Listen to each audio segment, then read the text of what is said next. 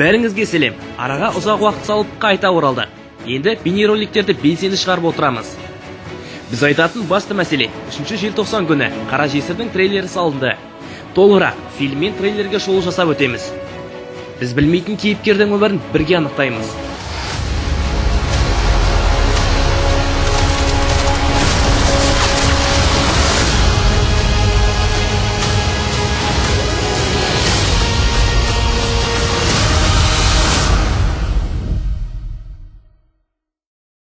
Қара жесірге арналған алғашқы трейлер шықты.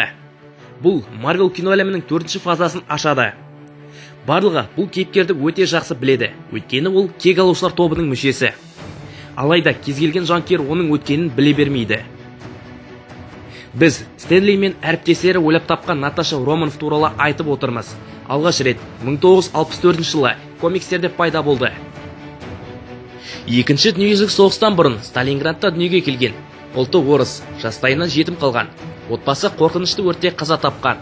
Анасы кішкентай Наташаның өмірін сақтап қалып, Совет одағының сарбазы Иван Петровичке сеніп тапсырады. Біраз уақыт өткеннен кейін бойжетіп қалған Наташа келбеті сұлу, балерина, спортшы және КГБ қызметкері болып өседі. Наташа Қызыл бөлме академиясының түлегі. Академияға кірген Наташаға КГБ одағы лезде Қара жесір деген лақап береді. 1984 жылы кеңес ғалымдары әзірлеген супер сарбаз сарысуының нұсқасын Наташаға сынап көрді. Бұл тәжірибеден Стив Роджерс өткен. Наташа сарысудың арқасында дененің ең жоғарғы мүмкіндіктерін иеленді. Қуатты күш, икемділік, жылдамдық, ептілік және тағы басқа. Сонымен қатар сарысу адамның қартаюын бәсеңдететін әсер береді. Қара жесір туралы фильм Lionsgate кинокомпаниясы 2000 жылдардың ортасында жасаған. Бірақ бұл жоба жүзеге аспады. Кейін фильмдерді бейімдеу құқығы Marvel студиясына өтті. Disney мен Marvel ұсынған киноғаламға Қара жесірдің алғашқы қадамы Темір адамның сиквел фильмінде басталды. 2010 жылы түсірілген кинотуынды Қара жесірдің алғашқы рөлі болатын. Кейіпкеріміздің рөлін Марвелдің жұлдызы, американдық үздік актриса, әнші Скарлетт Ингрид Йоханссон ойнады. 2012 жылы режиссер Джосс Уидон түсірген кек алушылар супер қаһарман командасының толық мүшесі болды. Жеке фильмге қол жеткізбей тұрып, Наташа киноғаламда 7 рет көрінді. Қара жесір туралы фильммен жұмыс 2016 жылы басталды. Жұмыс барысында Marvel мен Disney бұл фильмді әйел режиссер жасау керек деп шешті. Қорытынды бойынша Кейт Шортланд Қара жесірдің режиссері болып таңдалды. Оның ең танымал жұмыстары Эрудиция және Берлин синдромы. Marvel актрисасы және продюсерлер супер қаһарман туралы жеке фильм түсіруге бұрыннан бірнеше рет қызығушылық білдірді. Түсірілім жұмыстарында сценарийді Жак Шефер жазды. Бірақ сценарий басшылардың көңілінен шықпады. 2019 жылдың басында Marvel Нед Бенсонды сценарийді қайта жазуға шақырды. Түсіру процесі мамырда басталып, қазанда аяқталды.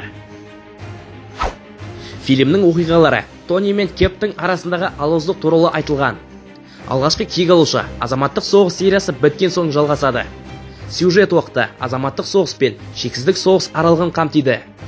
Романов кім болғысы келетін дәл осы аралықта анықтайды. Бұған дейін кино әлемінің кейбір жанкүйерлері Қара жесір жеке фильмінің көптен күткен промо ролигінің бір көрінісі Будапештке жақын орналасқан қалалық жерде түсірілгенін анықтады.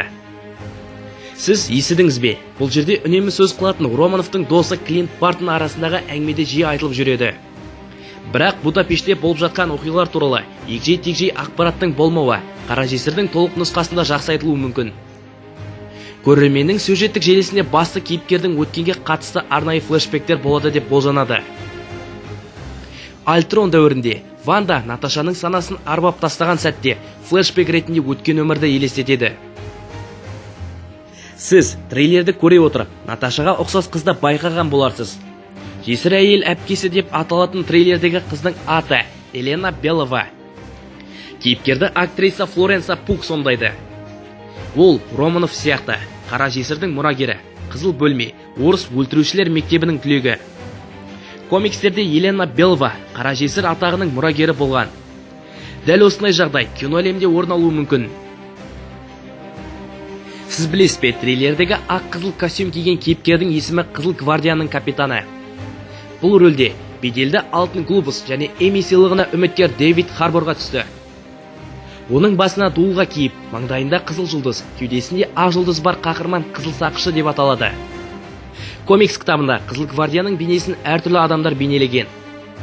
Алексей Лебедев, Алексей Шостаков, Таня Белинский және Антон. Алексей Шостаков Мәскеуде туған. Мамандығы КСР одағының ең жақсы сынақ ұшқышы атағына ие және балерина Наташа Романовтың бұрынғы күйеуі. Қара жесір фильмнің алғашқы трейлерін көргеннен кейін көптеген ресейлік жанкүйерлер арасында заңды қызығушылық Наташада емес, Гвардия Америкасының отандық аналогын тудырды. Жанкүйерлер оның ресейлік алкогольге керемет ұқсайтынын атап өтті. Супер қаһарман тез арада капитан алкоголь деген лақап атқа ие болды. Желі қолданушыларына Қызыл гвардияның бейнесінің көптеген қызықты меморлар жасау үшін пайдалануға мүмкіндік берді. Көбінесе ресейлік фильмнің кейіпкерін Аяз атаға теңейді.